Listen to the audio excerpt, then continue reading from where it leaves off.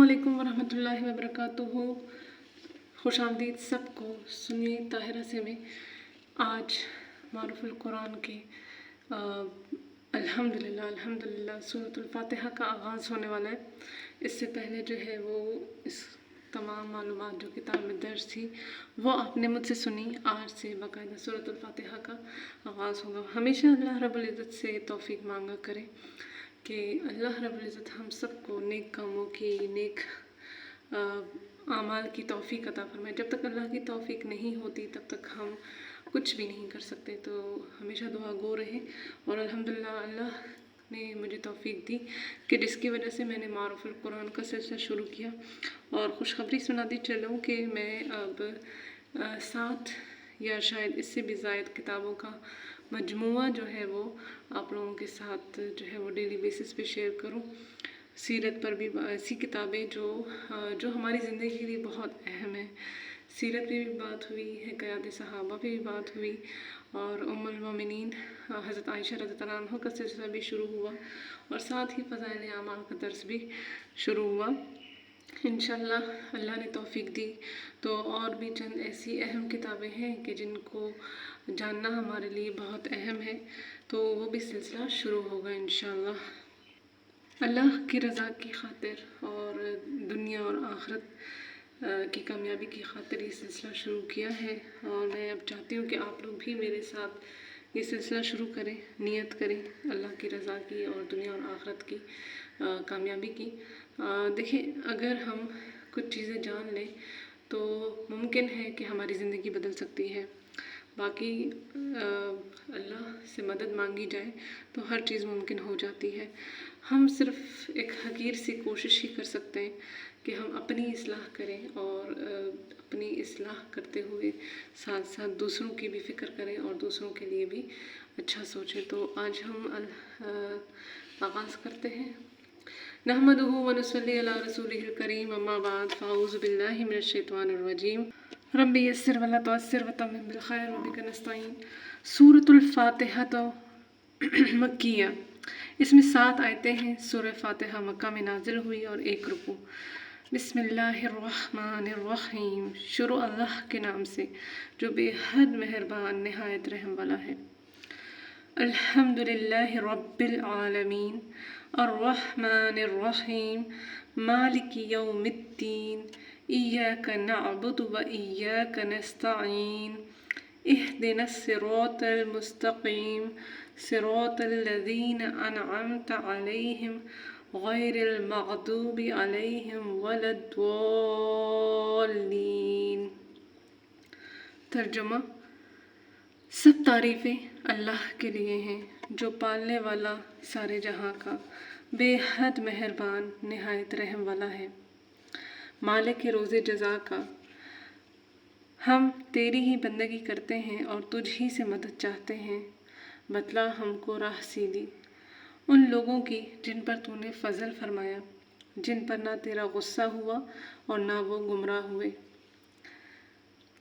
आसान तर्जुमा कुरान। शुरू अल्लाह के नाम से जो सब पर मेहरबान है, बहुत मेहरबान है। तमाम तारीफ़ें अल्लाह की हैं जो तमाम जहानों का परवरदिगार है, जो सब पर मेहरबान, बहुत मेहरबान है, जो रोज़े जज़ा का मालिक है। ए अल्लाह, हम तेरी ही इबादत करते हैं और तुझ ही से मदद मांगते हैं।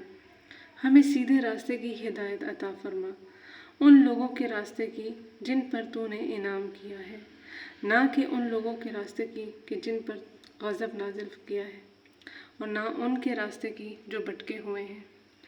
खुलासा तफसीर। शुरू करता हूँ अल्लाह के नाम से जो बड़े मेहरबान निहायत रहम वाले हैं। अल्हम्दुलिल्लाहि रब्बिल आलमीन। सब तारीफ़ें अल्लाह को लायक है जो मुरब्बी है और हर आलम के मखलूक़ात अलग अलग जिन्स एक एक आलम कहलाता है। मसलन हर आलम मलाइका, आलम इंसान, आलम जिन। अर्रहमानिर्रहीम जो बड़े मेहरबान निहायत रहम वाले हैं। मालिक यौमिद्दीन जो मालिक है रोज़े जज़ा के। मुराद क़यामत का दिन है जिसमें हर शख्स अपने अमल का बदला पाएगा। इय्याका नअबुदु व इय्याका नस्तईन। ہم آپ ہی کی عبادت کرتے ہیں اور آپ ہی سے درخواست اعانت کی کرتے ہیں۔ اہدنا الصراط المستقیم، بتلا دیجئے ہم کو راستہ سیدھا، مراد دین کا راستہ ہے۔ صراط الذین انعمت علیہم، راستہ ان لوگوں کا جن پر آپ نے انعام فرمایا، مراد دین کا انعام ہے۔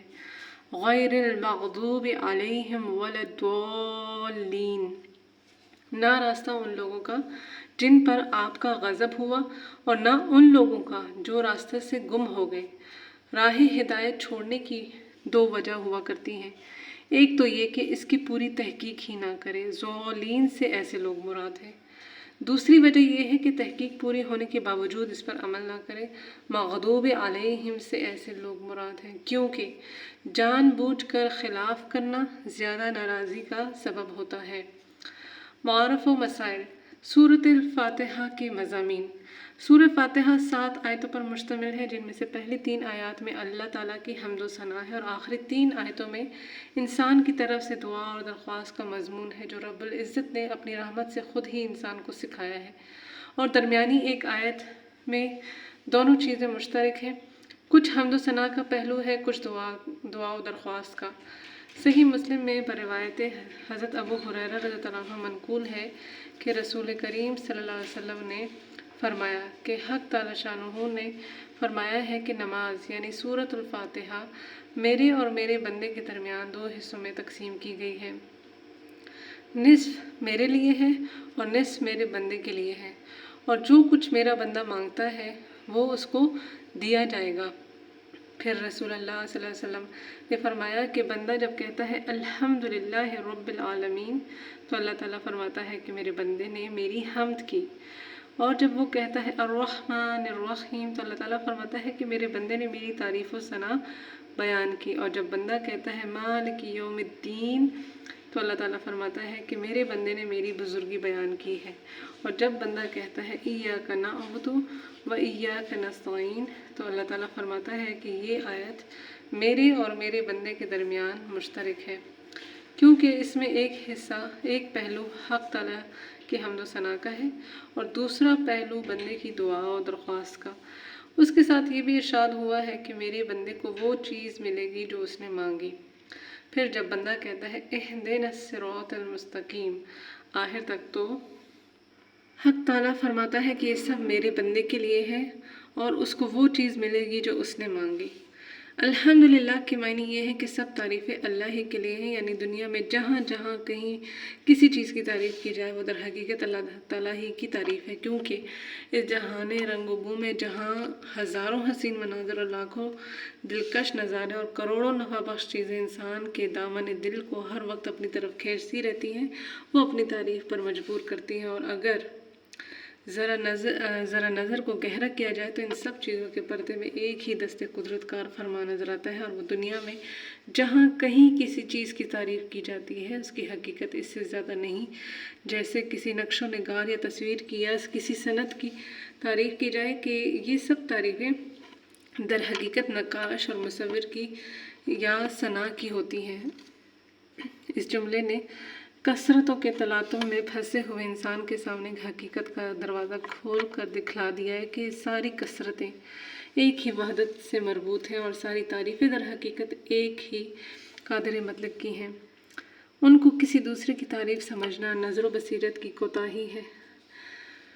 حمد ربا تو نصیبت است درست، ہر درے ہر رفتے بردرس در تست، اور یہ ظاہر ہے کہ جب ساری کائنات میں لائق حمد و در حقیقت ایک ہی ذات ہے تو عبادت کا مستحق بھی وہی ذات ہو سکتی ہے۔ اس سے معلوم ہوا کہ الحمدللہ اگرچہ حمد و ثنا کے لیے لایا گیا ہے، لیکن اس کے ضمن میں ایک معجزانہ انداز سے مخلوق پرستی کی بنیاد ختم کر دی گئی اور دل نشین طریق پر توحید کی تعلیم دی گئی ہے۔ غور کیجئے کہ قرآن کے اس مختصر سے ابتدائی جملے میں ایک طرف تو حق تعالی شانہ کی حمد و ثنا کا بیان ہوا ہے، اسی کے ساتھ مخلوقات کی رنگینیوں میں الجھے ہوئے دل و دماغ کو ایک حقیقت کی طرف متوجہ کر کے مخلوق پرستی کی جڑ کاٹ دی گئی ہے، اور موجزانہ انداز سے ایمان کے سب سے پہلے رکن توحید باری کا نقش اس طرح جما دیا گیا ہے کہ جو دعویٰ ہے اور اس میں غور و فکر کرو تو وہی اپنی دلیل بھی ہے۔ فتبارک اللہ احسن الخالقین۔ رب العالمین کی تفسیر۔ اس مختصر ابتدائی جملے کے بعد اللہ تعالیٰ کی پہلی صفت رب العالمین ذکر کی گئی ہے۔ مختصر الفاظ میں اس کی بھی تشریح دیکھیے۔ لفظ رب کے معنی عربی لغت کے اعتبار سے ترتیب و پرورش کرنے والے ہیں، اور تربیت اس کو کہتے ہیں کہ کسی چیز کو اس کے تمام مصالح۔ لفظ رب کے معنی عربی لغت کے اعتبار سے تربیت و پرورش کرنے والے کے ہیں، اور تربیت اس کو کہتے ہیں کہ کسی چیز کو اس کے تمام مصالح کی رعایت کرتے ہوئے درجہ بدرجہ آگے بڑھایا جائے، یہاں تک کہ وہ حد کمال تک پہنچ جائے۔ یہ لفظ صرف اللہ تعالیٰ کی ذات پاک کے لیے مخصوص ہے۔ کسی مخلوق کو بدون اضافت کے رب کہنا جائز نہیں، کیونکہ ہر مخلوق خود محتاج تربیت ہے۔ وہ کسی دوسرے کی کیا تربیت کر سکتا ہے؟ العالمین عالم کی جمع ہے، جس میں دنیا کے تمام اجناس، آسمان، چاند، سورج اور تمام ستارے، اور ہوا، فضا، برق و باراں، فرشتے، جنات، زمین اور اس کی تمام مخلوقات، حیوانات، انسان، نباتات، جمادات سب ہی داخل ہیں۔ اس لیے رب العالمین کے معنی یہ ہوئے کہ اللہ تعالیٰ تمام اجناس کائنات کی تربیت کرنے والے ہیں، اور یہ بھی کوئی بعید نہیں ہے کہ جیسا یہ ایک عالم ہے جس میں ہم بستے ہیں، اس کے نظام شمسی و قمری و برق و باراں، زمین کے لاکھوں مخلوقات کا ہم مشاہدہ کرتے ہیں، یہ سارا ایک ہی عالم ہو۔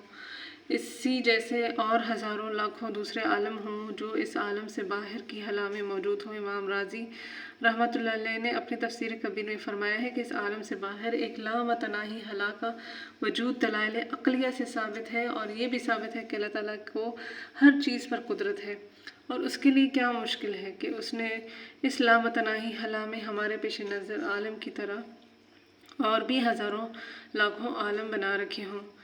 حضرت ابو سعید خدری رضی اللہ عنہ سے منقول ہے کہ عالم 40,000 ہیں۔ یہ دنیا مشرق سے مغرب تک ایک عالم ہے، باقی اس کے سوا ہیں۔ اسی طرح حضرت مقاتل رحمۃ اللہ علیہ نام تفسیر سے منقول ہے کہ عالم 80,000 ہے۔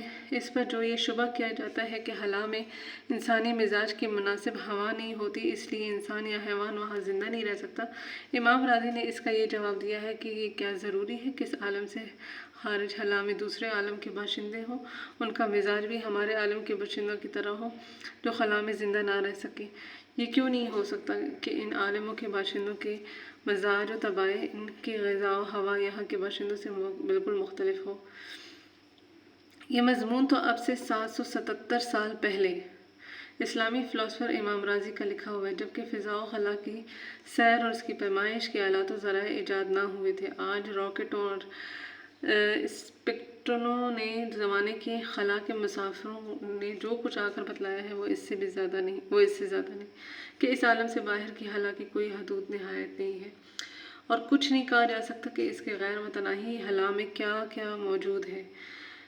اس دنیا سے قریب ترین سیاروں چاند اور مریخ کی آبادی کے بارے میں جو قیاسات آج کے جدید ترین ماہرین سائنس پیش کر رہے ہیں وہ یہی ہے کہ اگر ان سیارات سے اوپر کچھ لوگ آباد ہیں تو یہ ضروری نہیں کہ انہی خصوصیات اور اسی مزاج و طبیعت کے ہوں جو اس عالم کے انسان اور حیوانات و نباتات کے لیے ضروری سمجھے جاتے ہیں، بلکہ قرین قیاس یہ ہے کہ ان کے مزاج و طبیعت، ان کی غذا ضروریات یہاں کے لوگوں سے بالکل مختلف ہو، اس لیے ایک کو دوسرے پر قیاس کرنے کی کوئی وجہ نہیں ہے۔ امام راضی رحمۃ اللہ علیہ کی تائید اور اس سلسلے کی جدید معلومات کے لیے وہ مقالہ کافی ہے جو امریکی خلائی مسافر جان گلین نے حال میں خلا کے سفر سے واپس آ کر شائع کرایا، جس میں شعاعی سال کا نام دے کر ایک طویل مدت و مسافت کا پیمانہ قائم کیا ہے اور اس کے ذریعے اپنے وسعت فکر کی حد تک خلا کا کچھ اندازہ لگایا ہے، اور پھر یہ اقرار کیا کہ کچھ نہیں بتلایا جا سکتا کہ خلا کی وسعت کتنی اور کہاں ہے۔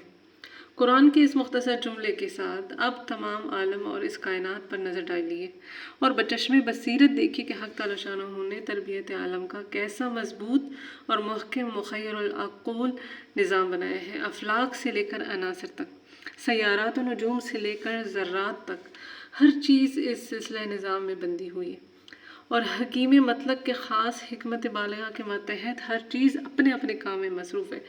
ایک لقمہ جو انسان کے منہ تک پہنچتا ہے، اگر اس کی پوری حقیقت پر انسان غور کرے تو معلوم ہوگا کہ اس کی تیاری میں آسمان اور زمین کی تمام قوتیں اور کروڑوں انسانوں اور جانوروں کی محنتیں شامل ہیں۔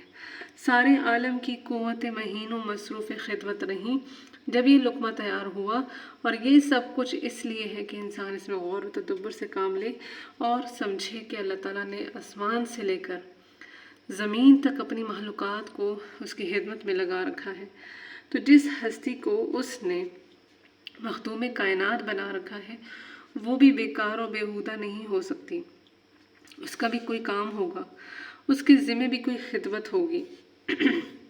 قرآن حکیم نے انسانی آفرینش اور اس کے مقصد حیات کو اس آیت میں واضح فرمایا ہے، جس کا ترجمہ ہے، میں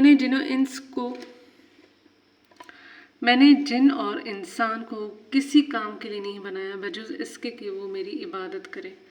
تقریر مذکور سے معلوم ہوا کہ رب العالمین ایک حیثیت سے پہلے جملے الحمدللہ کی دلیل ہے کہ جب تمام کائنات کی تربیت و پرورش کی ذمہ دار صرف ایک ذات اللہ تعالیٰ کی حمد و ثنا کی حقیقی مستحق بھی وہی ذات ہو سکتی ہے۔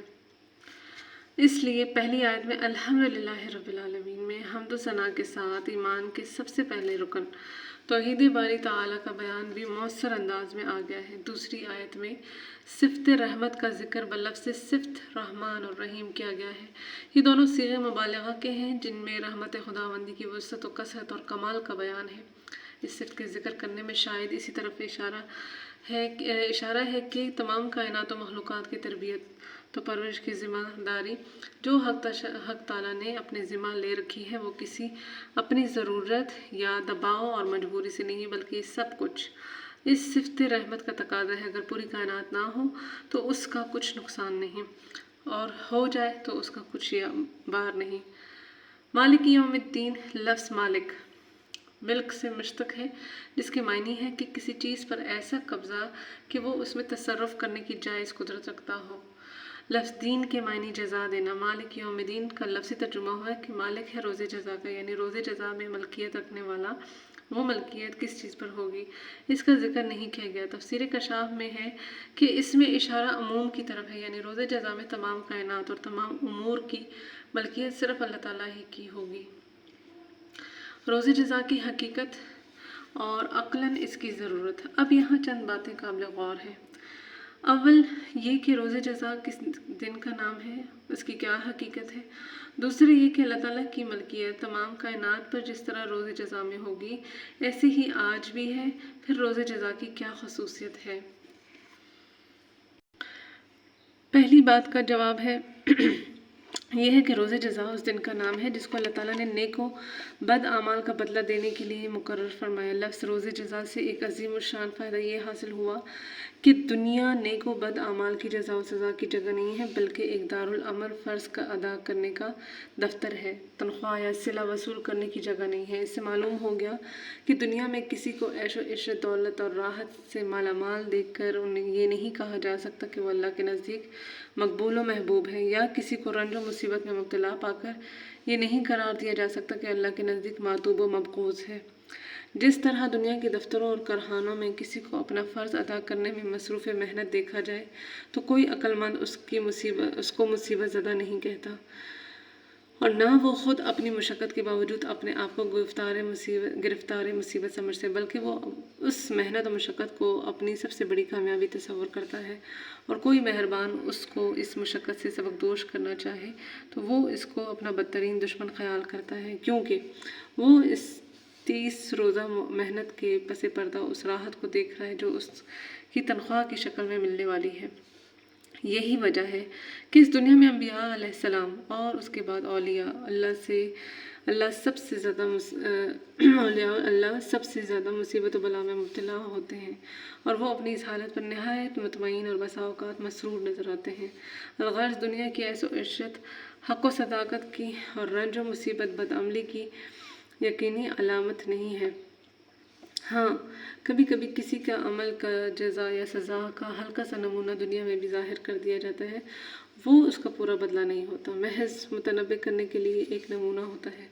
اس کے متعلق قرآن کا ارشاد ہے، یعنی ہم لوگوں کو آخرت کے بڑے عذاب سے پہلے بعض اوقات دنیا میں ایک عذاب قریب کا مزہ چکھا دیتے ہیں تاکہ وہ باز آ جائے۔ اور دوسری جگہ ارشاد ہے، ایسا ہوتا ہے عذاب، اور آخرت کا عذاب بہت بڑا ہے اگر وہ سمجھے۔